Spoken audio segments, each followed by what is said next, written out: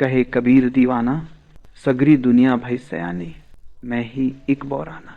बुद्ध के अपने 5 शिष्य भी छोड़कर चले गए कि भ्रष्ट हो गया ये आदमी, क्योंकि तुम्हारे लिए धर्म का अर्थ क्रियाकांड है।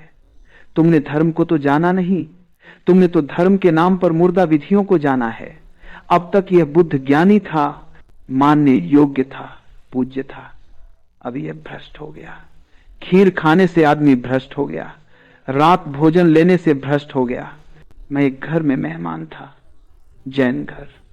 गांव के सबसे प्रतिष्ठित वृद्ध जैन मुझे मिलने आए थे। उन्होंने मेरी किताब साधना पथ पाठी थी और बहुत प्रभावित हुए थे और मेरी बड़ी तारीफ कर रहे थे, ऐसे जैसे मैं 25वां तीर्थंकर हूं। और तभी घर की गृहिणी ने मुझे आकर कहा कि अब आप चलें, रात हुई जाती है, भोजन कर लें। जैन तो रात भोजन नहीं करते। और वृद्ध इतने भाव में थे कि मैंने कहा कि थोड़ी देर हो जाएगी तो हर्जा नहीं, पहले उनसे मैं बात कर लूं। फिर रात हो गई, फिर गृहिणी आई, उसने कहा अब देर हुई जाती है। अब उसको भी बेचैनी शुरू हो गई, क्या रात में मैं भोजन करूंगा। और जब मैंने कहा कि बस मैं स्नान कर लूं और आया, तो वृद्ध जो मेरा पैर पके बैठे थे, उन्होंने तत्क्षण मेरा पैर छोड़ दिया और कहा क्या आप रात्रि भोजन करेंगे। मैंने कहा भूख न तो दिन जानती है न रात। और महावीर के जमाने में बिजली नहीं थी, अंधेरे में 90% लोग अंधेरे में भोजन करते थे। 10% जिनके पास सुविधा थी वे भी मिट्टी के दिए जलाते थे। उन दियों में भी बहुत रोशनी न थी, उलटे उन दियों के कारण कीट पतंग आते थे। अब इस एयर कंडीशन घर में किए पतंगों के आने का उपाय नहीं। दिन हो कि रात, सूरज सदा बटन से बुझता और जलता है, उगता डूबता है। क्या इसमें पंचायत की बात है? कोई हर्जा नहीं है। ज्यादा उचित यह है कि आपकी बात पूरी हो जाए।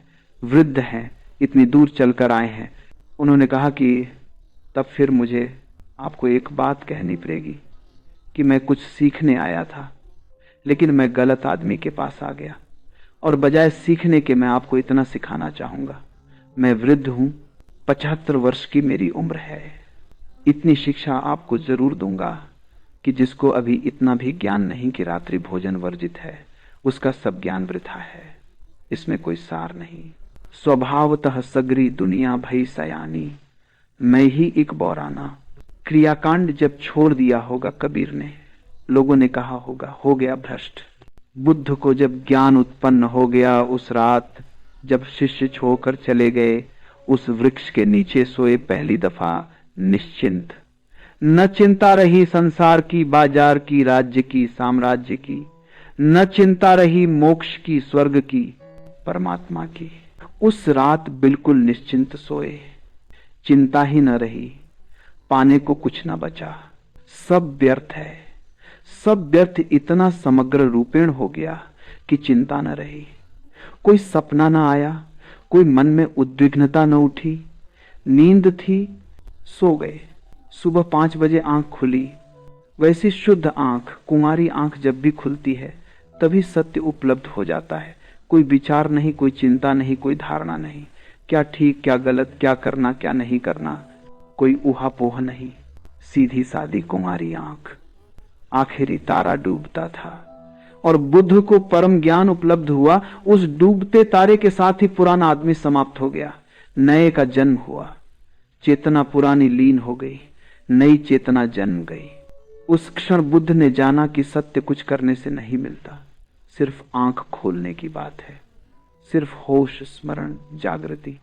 पहला स्मरण आया उन 5 शिष्यों का जो छोकर चले गए। इतने दिन साथ थे बेचारे, असमय में साथ रहे। जब कुछ देने को न था तब पीछे चले, जब कुछ मेरे पास ही न था तब मुझे गुरु माना, और अब जब मेरे पास देने को है तब वे छोकर चले गए। तो बुद्ध उनको खोजने निकले, उनको जाकर पकड़ पाए सारनाथ में। जब उन्होंने देखा बुद्ध को आते हुए दूर से एक टीले पर बैठे हुए, तो उन 5 ने तय किया यह भ्रष्ट गौतम आ रहा है। हम न तो उठकर इसको आदर दें और न नमस्कार करें, न इतना हम इसकी तरफ पीठ कर लें।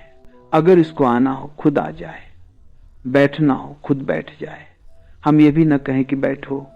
जो साधारण अतिथि के लिए भी किया जाता है वह भी हम न करें। यह गौतम भ्रष्ट है। इसने नियम छोड़ दिए, तप छोड़ दिया, चर्या छोड़ दी, आचरण भ्रष्ट।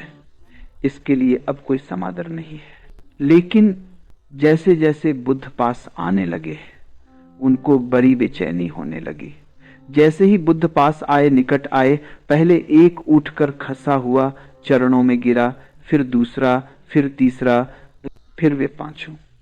और बुद्ध ने कहा कि तुमने निर्णय कुछ और किया था, निर्णय बदल क्यों दिया? निर्णय पर आदमी को टिकना चाहिए। उन्होंने कहा हमने बदला ऐसा कहना ठीक न होगा।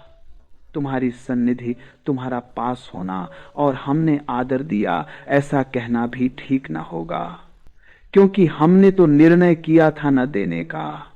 आदर हुआ तुम्हारी मौजूदगी में, जैसे कि कोई एक चुंबक खींच ले जिनके भीतर भी थोड़ी सी क्षमता है। वह सद्गुरुओं के पास खींचे चले जाते हैं चुंबक की भांति।